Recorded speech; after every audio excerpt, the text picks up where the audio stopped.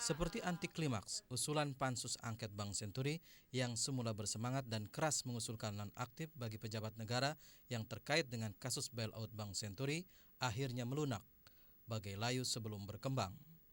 Dimulai dari tanggal 17 Desember 2009, beberapa anggota pansus mengusulkan desakan nonaktif untuk pejabat yang terkait kasus bailout Bank Senturi, terutama di Bank Indonesia dan Departemen Keuangan.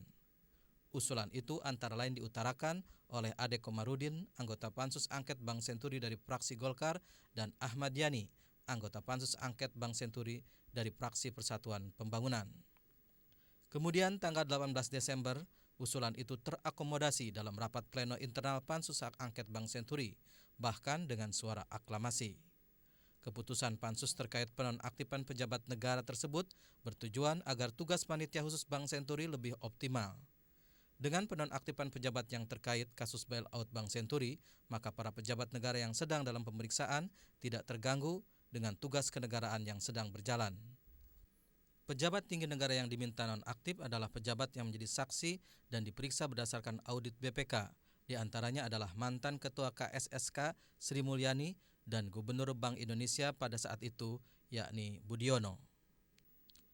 Pada tanggal 19 Desember di sela-sela KTT Perubahan Iklim di Copenhagen, Denmark, Presiden Susilo Bambang Yudhoyono memberikan keterangan pers menanggapi situasi politik yang terjadi di tanah air, khususnya terkait skandal Bank Senturi.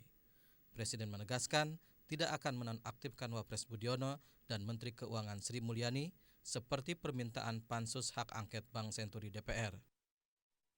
Aturan yang berlaku adalah sesuai dengan Undang-Undang Nomor 39 Tahun 2008 tentang Kementerian Negara, maka seorang pejabat negara dan dalam hal ini menteri diberhentikan sementara manakala dia berstatus sebagai terdakwa yang diancam oleh hukuman pidana penjara 5 tahun atau lebih dan yang bersangkutan sedang menjalani proses peradilan dengan status terdakwa.